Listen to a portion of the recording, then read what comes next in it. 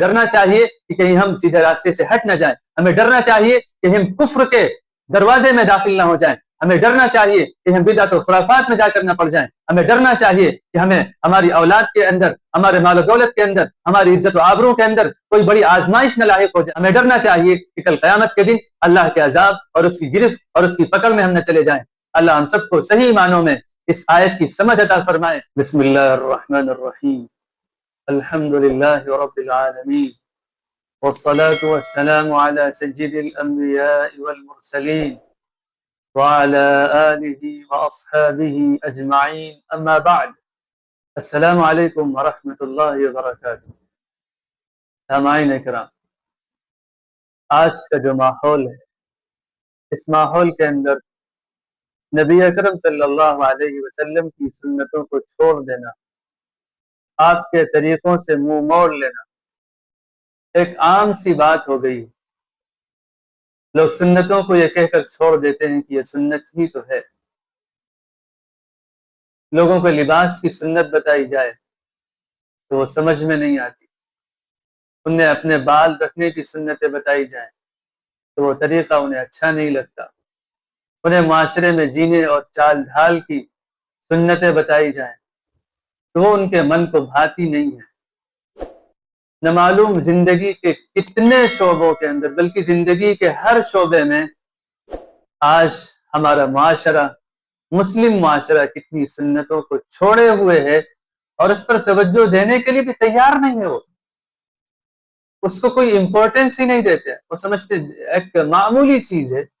کوئی مسئلہ نہیں ہے اس سے۔ تو آج ہم اسی مسئلے کی سنگینی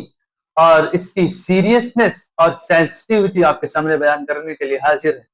قرآن مجید کی روشنی میں، اللہ رب العزت کے فرمان کی روشنی میں۔ اللہ رب العزت کے ارشاد ہے، فَلْيَحْذَرِ الَّذِينَ يُخَالِفُونَ عَنْ أَمْرِهِ، ان لوگوں کو ڈرنا چاہیے جو حضور اکرم صلی اللہ علیہ وسلم کے حکم کی مخالفت کرتے ہیں، ان تصیبہم فتنہ، اس بات سے کہ ان کو کوئی فتنہ نہ لاحق ہو جائے، وہ کسی آزمائش اور امتحان میں نہ پڑ جائیں۔ عزیز دینی اور اسلامی بھائیوں، ہمارے مسلم معاشرے کے لوگوں یہ بات سمجھنے کی ہے اور غور کرنے کی ہے، اور یہ ایسی قرآن مجید کی آیت ہے جو ہمیں اویئر کرتی ہے، بیدار کرتی ہے، ہوشیار کرتی ہے ایک بہت بڑے فتنے، آزمائش، اللہ کی پکڑ اور عذاب میں گرفتار ہو جانے سے۔ حضور اکرم صلی اللہ علیہ وسلم کے حکم کی مخالفت خواہ وہ کسی بھی چیز میں ہو، خوب یاد رکھیں اس کی سزا اللہ نے بیان فرمائی کہ ان تصیبہم فتنہ، کہ ایسے لوگوں کو کوئی نہ کوئی فتنہ آ کر پکڑ لے گا۔ اور اس فتنے کی جو تشریح مفسرین نے کی ہے، صحابہ رضی اللہ عنہم اجمعین نے کی ہے، اس میں مختلف باتیں ہیں جو تفسیر کی مشہور کتابوں میں لکھی ہیں۔ تفسیر ابن کثیر میں یہ بات غالباً لکھی ہے کہ فتنہ کا مطلب یہاں پر ہے کہ الضلالہ، یعنی انسان کہیں گمراہ نہ ہو جائے، راہ حق سے ہٹ نہ جائے، صراط مستقیم سے الگ نہ ہو جائے، اس راستے کے کہیں دور نہ ہو جائے جو جنت اور خدا تک لے کر جاتا ہے۔ اسی طرح یہ بھی کہا کہ بلاء فی الدنیا، کہ دنیا میں کوئی آزمائش نہ آ جائے، اس کا مال و دولت کہیں چھین نہ لیا جائے، اس کی عزت اور آبرو پر لوگ انگلیاں نہ اٹھانے لگے، معاشرے میں اس کا جو وقار ہے کہیں وہ مجروح اور ختم نہ ہو جائے، اس کی اولاد کہیں نافرمان نہ ہو جائے، اس کی بیوی سے کہیں جھگڑا نہ ہو جائے، اس کی رشتہ داریاں کہیں ٹوٹ کر بکھر نہ جائیں، اس کی دوستیاں کہیں دشمنیوں میں نہ بدل جائیں۔ بلاء فی الدنیا، دنیا میں آزمائش ہو سکتی ہے۔ فتنے کے معنی کفر کے بھی بیان کیے گئے کہ انسان کہیں اللہ نہ کرے کافر نہ ہو جائے، اپنے رب اور پیدا کرنے والے کا انکار نہ کر بیٹھے، اس کے نبی اور اس کی دی گئی ہدایت کا انکار نہ کر بیٹھے، اس کی دی گئی کتاب کا انکار نہ بیٹھے،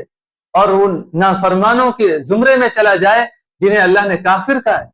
اسی طرح ان تصیبہم فتنۃ کے اندر علماء نے یہ بھی لکھا ہے کہ وہ انسان بدعات میں جا کر پڑ جاتا ہے، اور یہ ایک حقیقت ہے۔ ہم سنت کو نہیں مانیں گے، نبوی طریقے پر نہیں چلیں گے تو لا محالہ یقینی طور پر ہم بدعاتوں میں جائیں گے، خرافات میں جائیں گے، رسومات میں جائیں گے، ٹریڈیشنز اور ریچولز میں جا کر پھنسیں گے،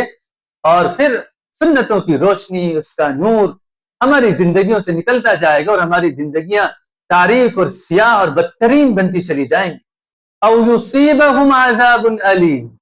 आखिरत में ये दर्दनाक अजाब। आम तौर पर उलमा ने लिखा ये आखिरत के अजाब की बात है कि वहां तो बड़ा ही तकलीफ दे और सख्त अजाब उस इंसान को और उन लोगों को पहुंचेगा जो हुजूर अकरम सल्लल्लाहु अलैहि वसल्लम की मुखालफत करते हैं, आपके हुक्म को नहीं मानते हैं। अजीज दीनी और ईमानी भाइयों, इस मौके से हम जरूर होशियार रहें और फिक्रमंद रहें, अवेयर और बेदार रहें कि कहीं किसी माने में हुजूर अकरम सल्लल्लाहु अलैहि वसल्लम के अम्र, आपकी सुन्नत, आपके हुक्म की मुखालफत तो नहीं हो रही।